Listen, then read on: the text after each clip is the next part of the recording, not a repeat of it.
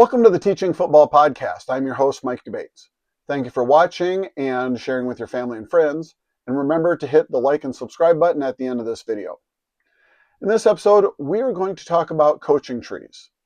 We're going to briefly describe what they are. We're going to look at the three major trees in the NFL right now. We're going to look at some of the history from the 1950s all the way to today and how these have affected the game that we all watch and enjoy. We're going to look at three great coaches in the NFL who do not have a significant coaching tree of their own. Before we get started, I just want to point out that we're going to focus on the NFL. With just 32 teams, these coaching trees, the connections between the coaches, are confusing enough and difficult enough to follow as it is. If we get into college football with 100 plus teams, coaches have worked with each other at multiple schools. Multiple coaches are working across the country at multiple schools. And any type of chart would just be too confusing and too difficult to follow. That is why we're going to focus on the NFL here. To begin with, what is a coaching tree? It's similar to a family tree. However, instead of there being a relationship component to it, it's a scheme component or a philosophy or an idea. It starts off with the original head coach who came up with an idea or a philosophy or a type of scheme that they were able to implement and have success with. As they had that success, their assistant coaches began getting head coaching jobs of their own. Those head coaches then took that original scheme, applied it to their new team, made their own adjustments and changes, and had success. With that success, their assistants began to get head coaching jobs, continued to make adjustments and changes to the original concept, and it continued on down the line. Some of these schemes, some of these ideas, some of these philosophies are approaching like the fourth or fifth, in a sense, generation of coaches that are taking control of them. And we'll take a look at the three major ones right now in the NFL. One is more of an offensive and defensive type of scheme. The other two are mostly just offensive schemes. Now, while you can have a defensive coaching tree, and we'll look at a couple here later, for the most part right now in the NFL, most of them are offensively related or offensive minded because owners and fans enjoy the high scoring, they enjoy the offense, and that's what's going to sell tickets right now, and that's what everyone enjoys to watch. The chart that follows is one, it's not 100% up to date, but it's a very recent chart. And what this one does, it's easy to read, it's easy to follow, but it does indicate, as you can see here, the coaches whose names are outlined in red. These are coaches that call their own plays. And we've talked about that in some other videos, so we don't have to worry about those red squares right now. But I just found this chart and I thought it was an easy one to follow, easy one to understand, so that way we can look at the major coaching trees in the NFL right now. The first one we're going to look at is an offensive and defensive combination one.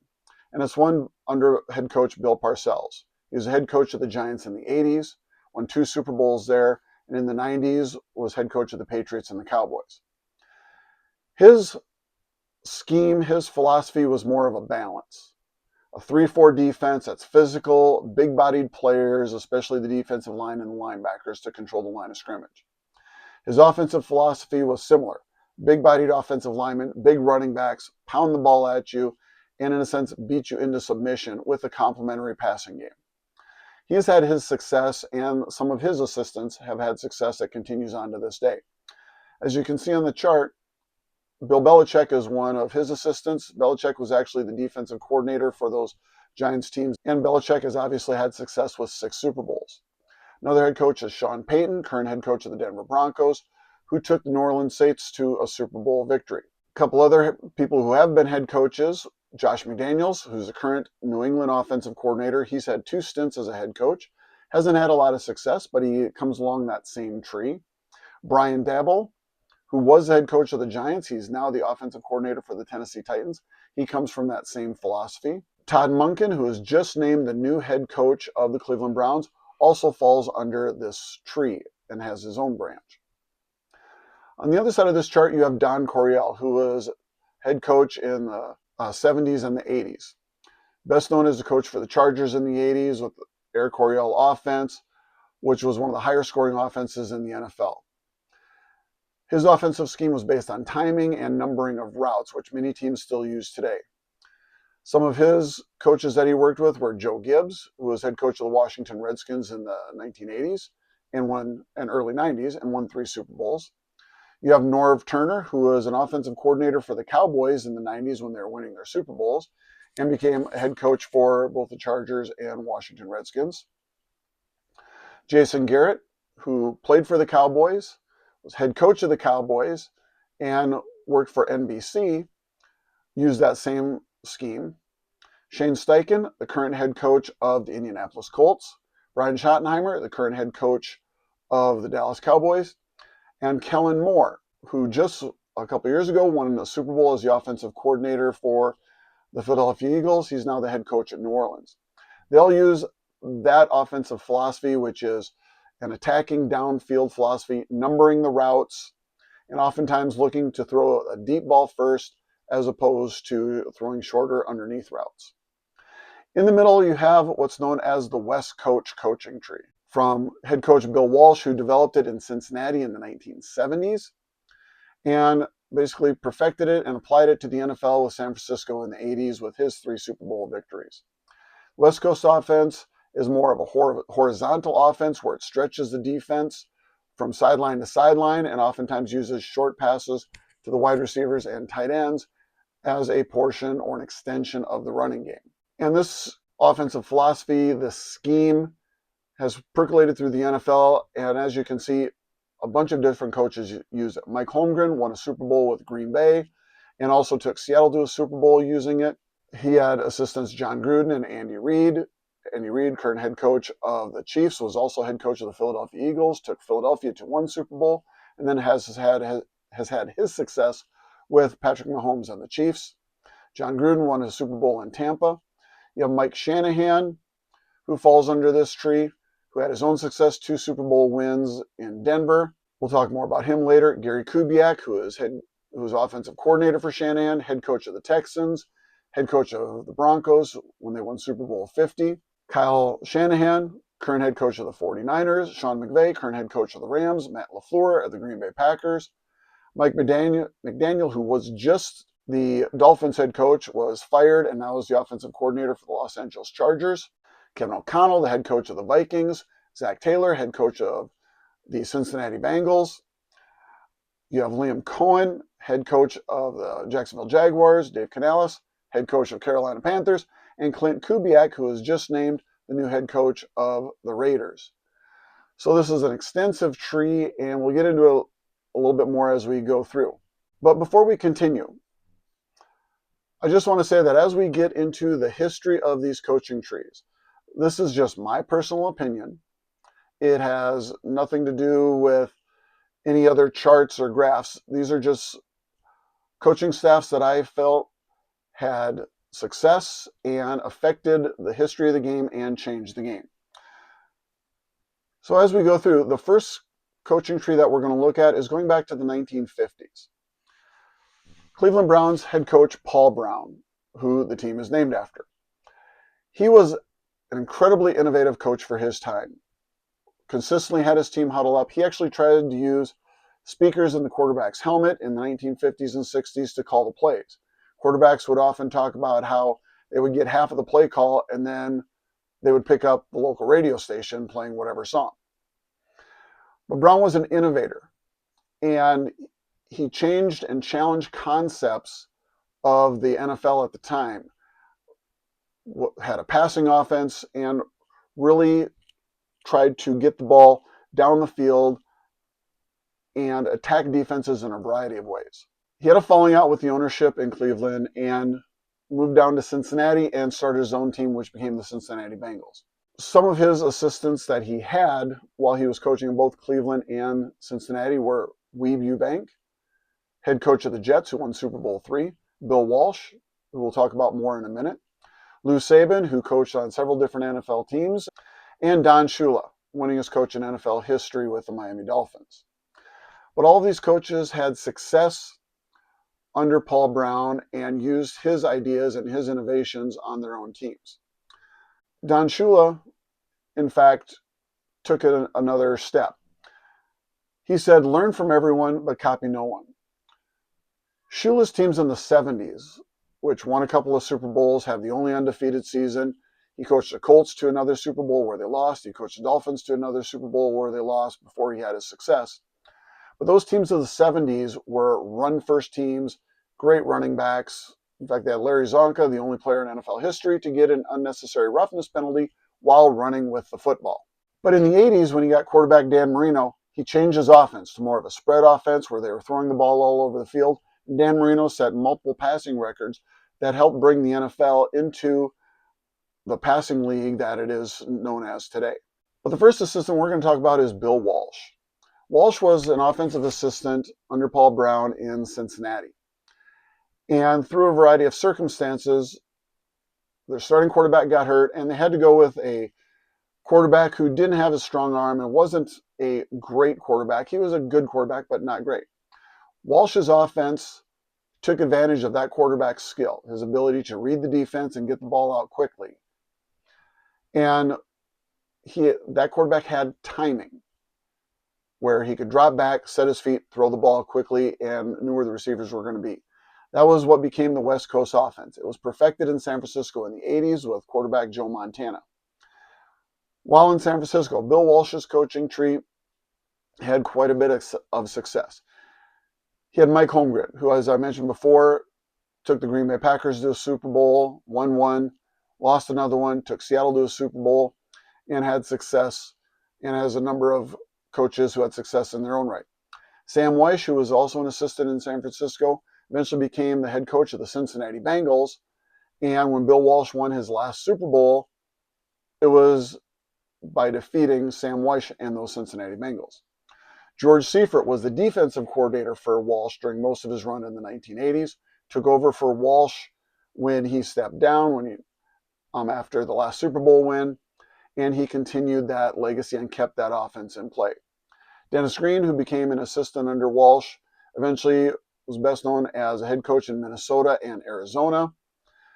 He was the head coach when Minnesota had the incredible offense that they had in 1998, featuring Chris Carter, Randy Moss, and several other very good players. Some people say that's the best team to have never won a Super Bowl. And Ray Rhodes, who is a defensive coach under Walsh, defensive backs coach, and through that success and the success of the defense that they ran, he got some head coaching jobs also. Now, following Bill Walsh, Mike Holmgren got hired in Green Bay. When he went to Green Bay, the staff that he had that won the Super Bowl in Green Bay had some very good coaches in their own right. John Gruden, who coached Tampa to a Super Bowl. He was infamously traded from the Raiders to the Buccaneers to get that Super Bowl win. Steve Mariucci, he was another assistant coach on the staff who became head coach of the 49ers after George Seifert.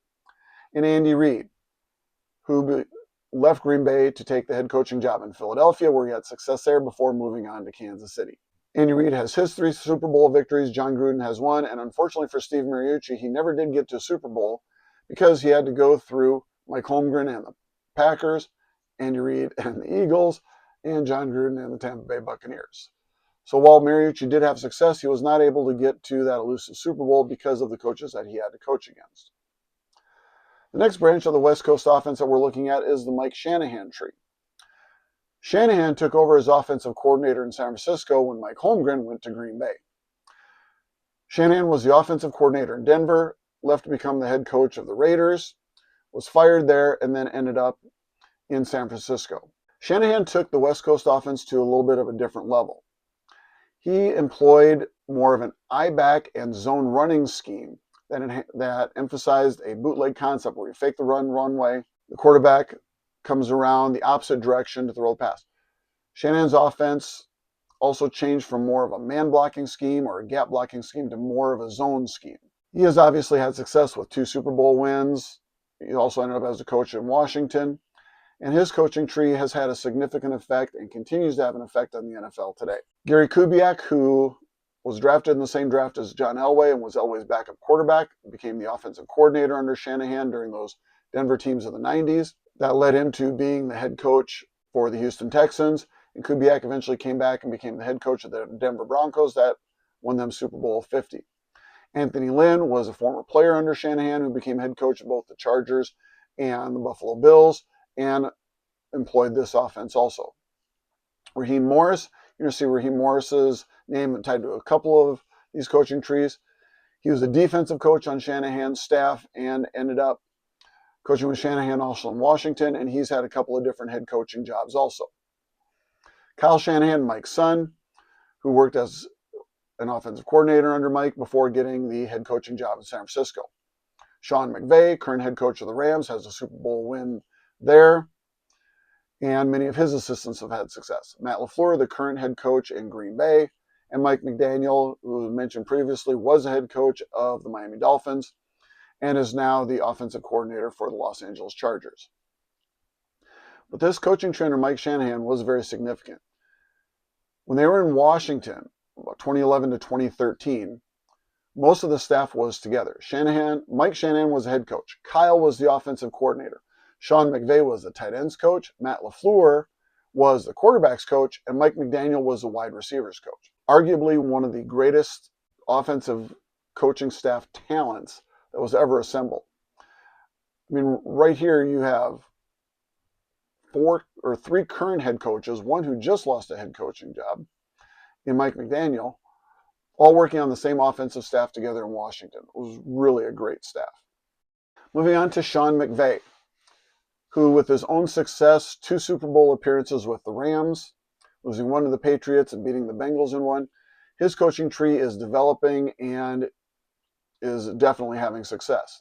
Matt LaFleur left the Rams and became head coach at Green Bay. Zach Taylor was with McVay before he became head coach of the Cincinnati Bengals. Kevin O'Connell, current head coach of the Minnesota Vikings.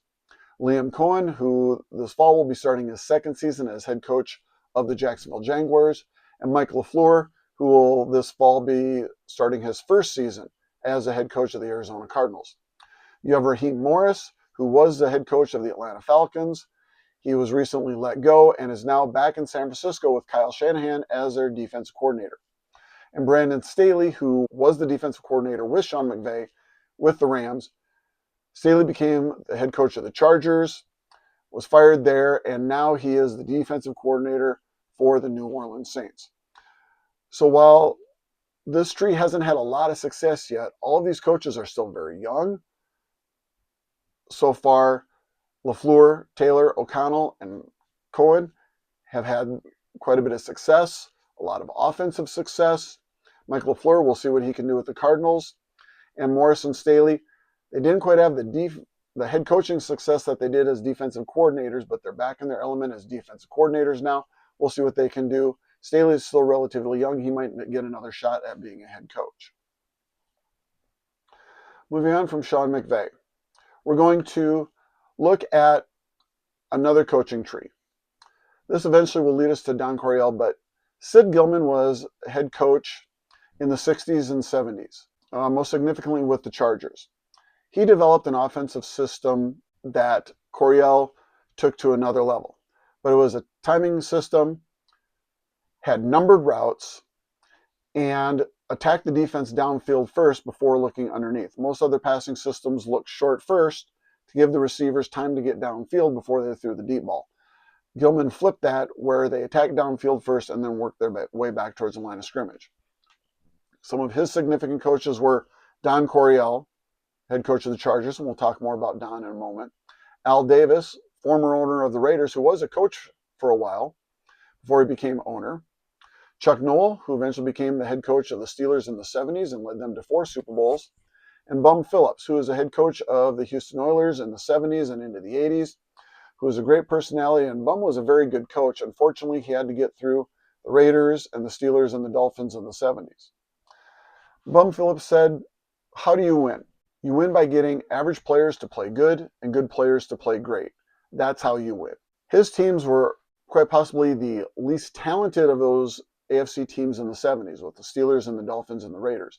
But they still had success, still had chances to get deep in the playoffs, but unfortunately were not able to move on and get to the Super Bowl. But Bum Phillips was a larger-than-life personality. was always on the sideline in a cowboy hat, oftentimes in a pair of jeans, sometimes a sport coat, sometimes not. He just was a great personality for the game. Getting back to Don Coryell, his offense attacked defenses downfield. He was a great coach, and he used players in different ways. One thing that he did do was he used a young tight end who was about 6'5", 245 pounds, and split him out as a wide receiver. Prior to doing that, most tight ends were basically big, fast offensive linemen that could run down the field and catch. Coryell had a tight end by the name of Kellen Winslow, one of the first great, if not the first great, receiving type of tight end that many tight ends today are modeled after. Coryell would split him out wide, where if the defense put a corner on him, the corner was 5'10", 165 against a 6'4", 245-pound tight end.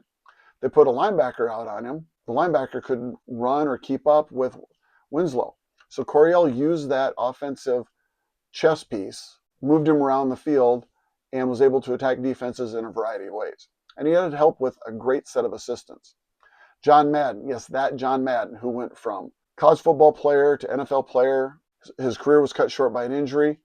Then he went into coaching. Eventually was head coach of the Raiders in the 70s, won a Super Bowl, then into announcing, then became a sounding board for multiple commissioners in the NFL, and has his name on all the video games that we know and love today. Joe Gibbs, who was another offensive assistant, became the head coach of Washington. That took them to 3 Super Bowls in the 80s and 90s. And Tom Flores, who became the head coach of the Raiders, who won 2 Super Bowls with them, one in 1980 and one in 1983. So a very good coaching staff, very successful coaching staff that used the Don Coryell, Sid Gilman offensive system.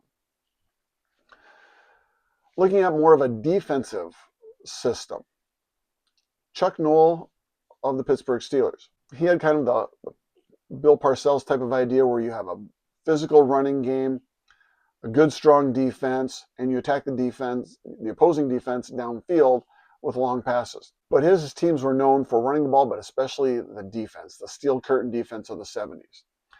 And one of the things that they did was they utilized a scheme by his assistant, Bud Carson. Bud eventually became head coach of the Cleveland Browns for a good chunk of the 80s, was a very good coach in his own right, although he did not have the success as a head coach that Noll did. But the Steelers were able to use a type of zone defense that in the 2000s basically ruled the NFL. It was an early version of what became known as the Tampa 2 defense. We'll talk more about that in a minute. But another successful coach that worked under Chuck Noll, again, a defensive mindset. Running the football was John Fox, who took Denver to a Super Bowl and was also head coach for the Carolina Panthers. And lastly, Tony Dungy. Dungy was actually a college quarterback at the University of Minnesota, was drafted by the Steelers and turned into a safety. And he was on their last Super Bowl team at the end of the 1970s. Being a safety, Tony Dungy was able to learn that defense and over time made his adjustments and his tweaks. And when he paired with defensive coordinator Monty Kiffin, developed what became known as the Tampa 2 scheme, which was mostly his zone defense, but did have some man-to-man elements to it that changed the way defenses played. It forced offenses to be patient and try to be successful with long drives, 12, 14, 16 play drives, because more often than not, the offense was going to make a mistake, stall themselves out, and the defense would get a stop. Another feature of this defense was a one-gap attacking defensive line, where they focused on the gap that they were assigned to, get upfield, get penetration, get after the quarterback, make plays in the backfield. And then you had the zone defense, keep everything in front, don't let anybody get deep, make the tackle right away, and force the offense to make play after play after play without making a mistake. Dungy then, through his coaching career with both the Tampa Bay Buccaneers, where he had a lot of success but could not get to the Super Bowl, and then with the Indianapolis Colts, where he did win a Super Bowl with Peyton Manning, he had success with the defensive side of the ball and his coaches. Herm Edwards, who was a defensive back in his own right as a player, then as a successful head coach at Kansas City and with the Jets. And he used that same type of Tampa 2 scheme. Lovie Smith, who is best known as being the head coach of the Chicago Bears, took them to the Super Bowl where they lost to Tony Dungy and the Colts. running the same type of defense. Rod Marinelli, who was a defensive line coach under both Smith and Dungy, he became head coach, used that same type of scheme, that same philosophy. Jim Caldwell, who took over in Indianapolis after Tony Dungy. Mike Tomlin, who before becoming the head coach of the Pittsburgh Steelers and coaching for 19 years and never having a losing record, he was a defensive coordinator, most notably at Minnesota, where he used that Tampa 2 scheme before he went to Pittsburgh and then applied some of those Tampa 2 ideas to the Pittsburgh 3-4 defense that was being used at the time and did a combination of those. And then Leslie Frazier, who was a defensive back with the Super Bowl champion 85 Bears, used this defense also as head coach of the Minnesota Vikings and as a defensive coordinator along the way.